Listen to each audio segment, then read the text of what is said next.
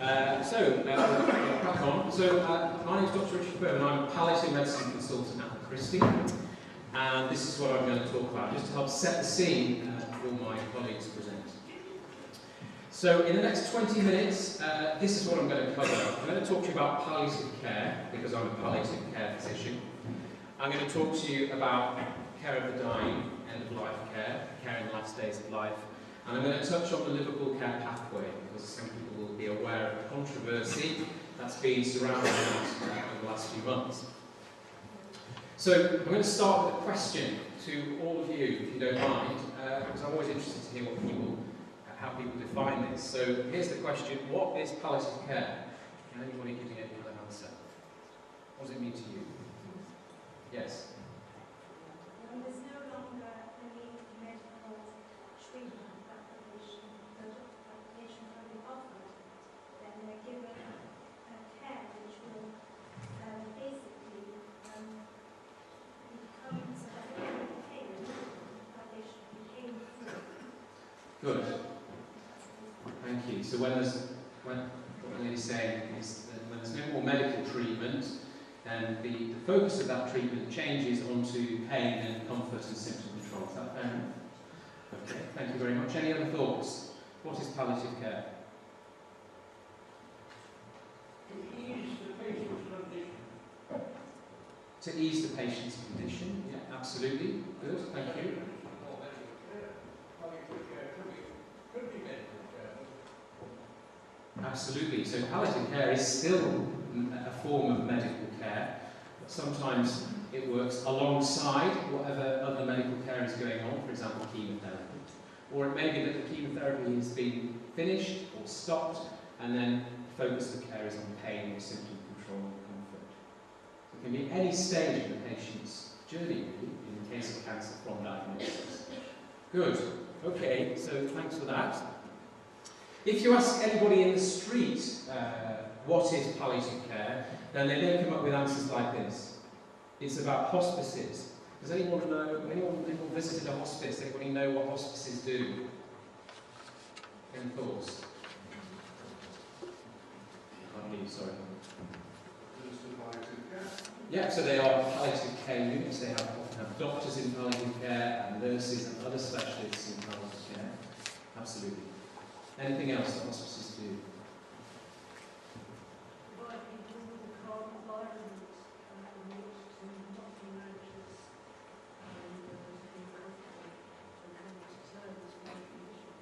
Excellent. So hospices can be, hospitals can be busy places with noisy wards and lots going on and so forth. And hospices provide a calmer environment, but with specialist care where people's anxiety can be treated and some of their physical symptoms treated as well.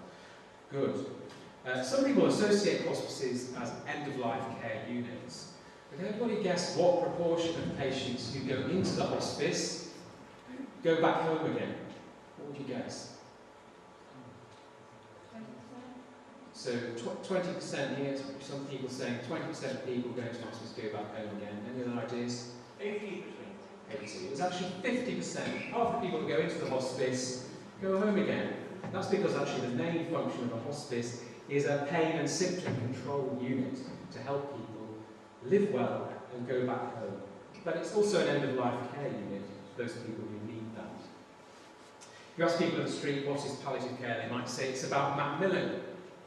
Macmillan, of course, is one of the biggest charities in the UK, and they support the funding of Macmillan nurses.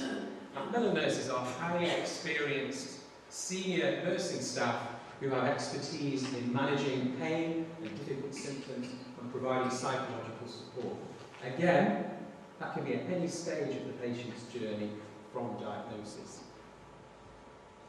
The other thing we do in palliative care, and the focus of palliative medicine, which is the medical specialty behind palliative care, is to provide the best pain and symptom control, the best of our knowledge and best research. And here's proof. This is a course we had recently at Christie about pain and symptom control research. And if you ask people what is palliative care, they will also say it's about care at the end of life, care in the last days of life. And that is also true. But care in the last days of life, care at the end of life, is just one aspect of what palliative care professionals do. Because palliative care should start much earlier in people's care, because they need support through their treatment. And that's the bigger part of what palliative care is. There are a lot of myths about palliative care, like these. Palliative care is just about the last days of life. I hope I've sold to you that that is not what palliative care is all about. It's an aspect of it.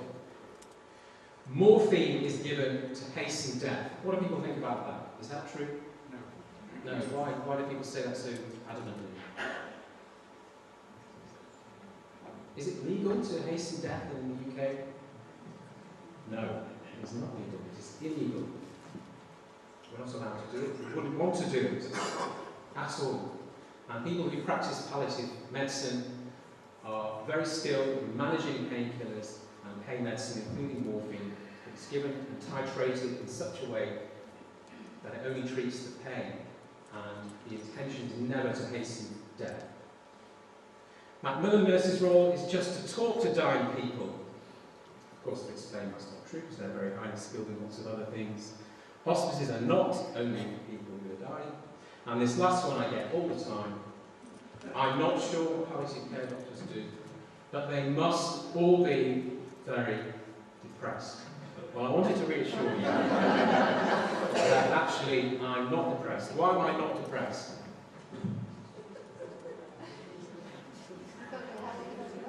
Because I'm helping people.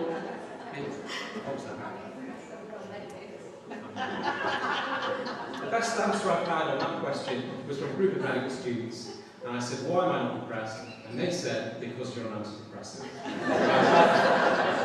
I don't know who said that this evening.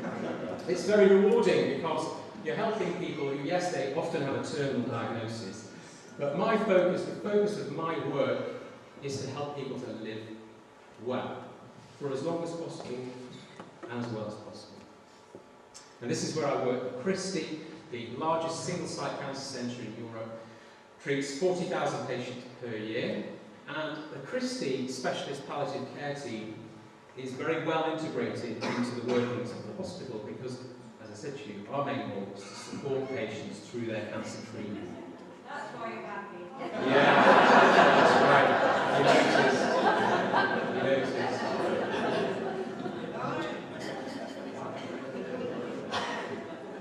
I'm embarrassed.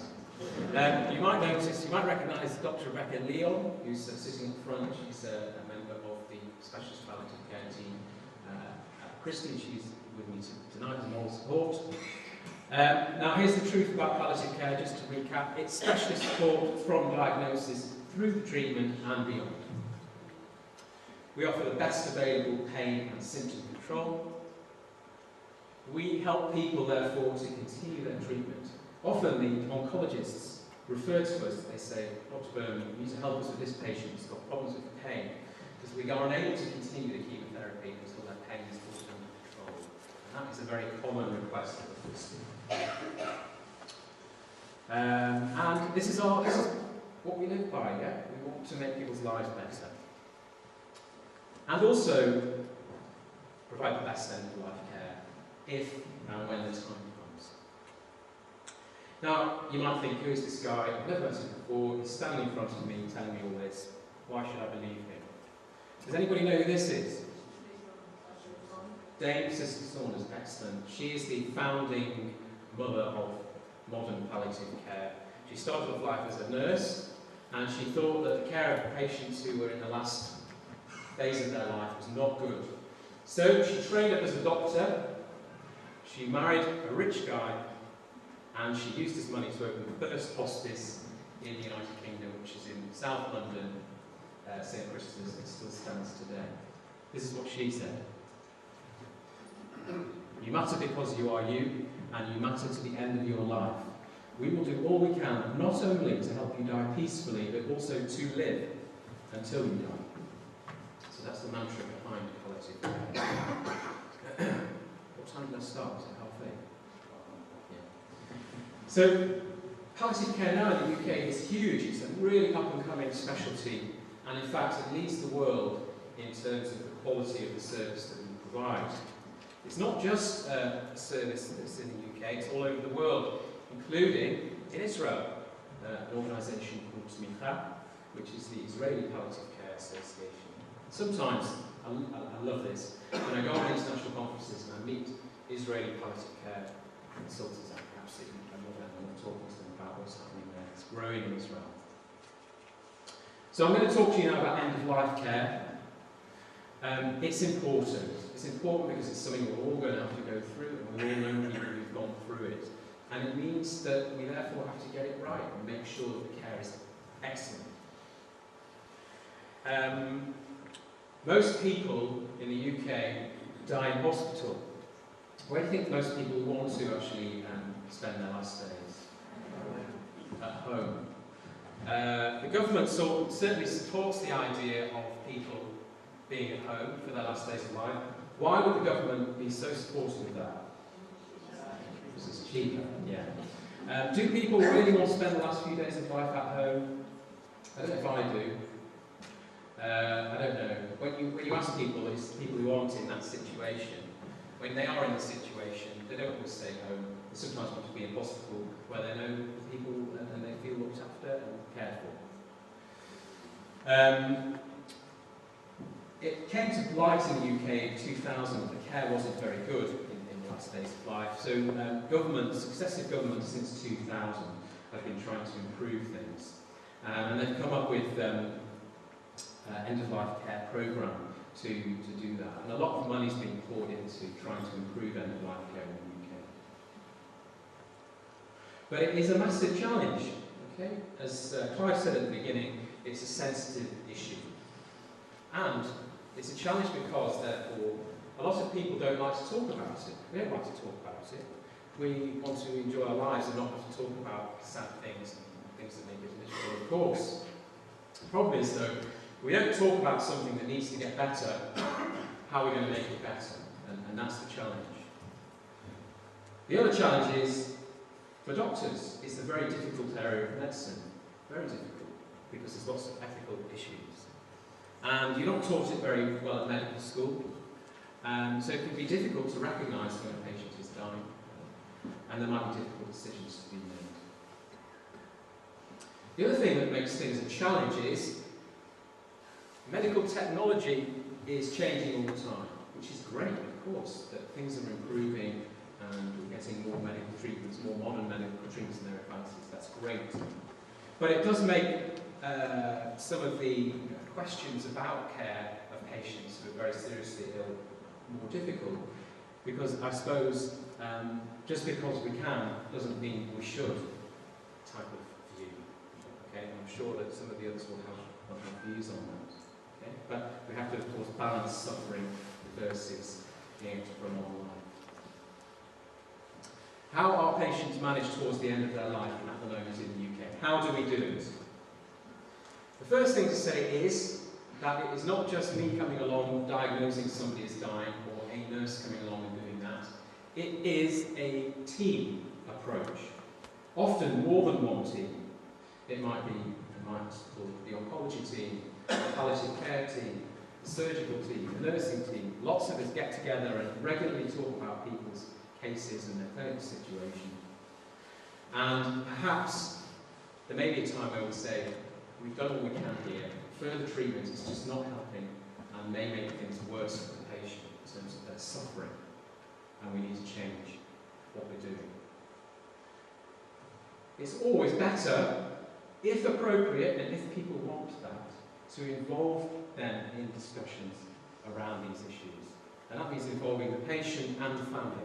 If they want to be involved in those discussions, then we would encourage them. And the result of all that might be that we decide to change the focus of our treatment. Away from, for example, in the case of cancer care, continuing chemotherapy treatment or radiotherapy treatment, but towards comfort and dignity and keeping their symptoms at bay. And the reason for doing that might be because the treatment just isn't working.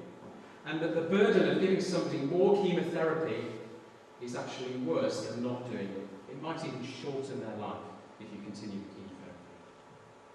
Do we have no choice? It never means stopping all treatment. Even though chemotherapy may be stopped in the case of cancer, other treatment can continue, and that includes things like drips, and antibiotics, and medicines to help with pain and symptoms. The focus has simply changed from anti-cancer treatment to keeping patients comfortable and keeping symptoms at bay, because that's in their best interest.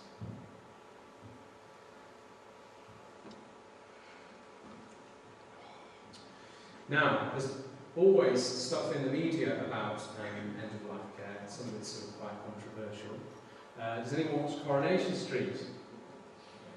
Yeah. So at the moment, there's a big story in Coronation Street about Hayley Cropper, who has pancreatic cancer and is having thoughts about actually taking her own life and ending her life. It's all quite controversial. Of course, a big stir in the press.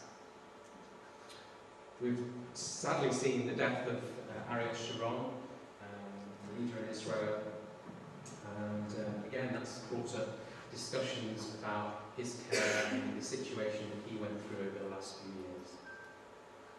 And then of course the Liverpool Care Pathway, which is the final bit I'm quickly going to touch on. There's been a lot of controversy about it. Here we go in the papers. Hospital bribe to put patients on pathway to death. Son calls police over mother's death on the pathway. So what was it? What was the Liverpool Care Pathway? Well, the purpose of the LCP was good. Okay, they wanted to transpose the good care that patients got in hospices into hospitals where the care wasn't good. The Liverpool Care Pathway was not developed by evil people. It was developed by good people who wanted to give good care to patients who were dying. And it aimed to make sure that patients were well looked after, that they were symptom controlled, that they had good psychological care, and there was good communication with them and their families. It wasn't going to hasten death. It didn't say you had to stop fluids and stop treatment, but it's certainly true, and it's supported by lots of organisations. But it's certainly true that in some hospitals, by some physicians, it was used inappropriately and abused. Unfortunately, the press got, well, maybe fortunately actually, the press got all of those stories, and the thing's now being withdrawn, which I think is probably the right thing actually.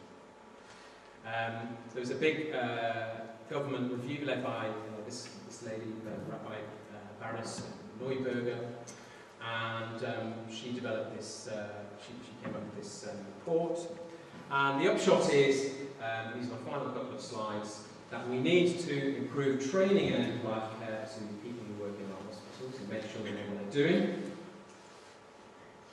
We need to improve the communication between the clinicians and patients and families, because that's been a big problem.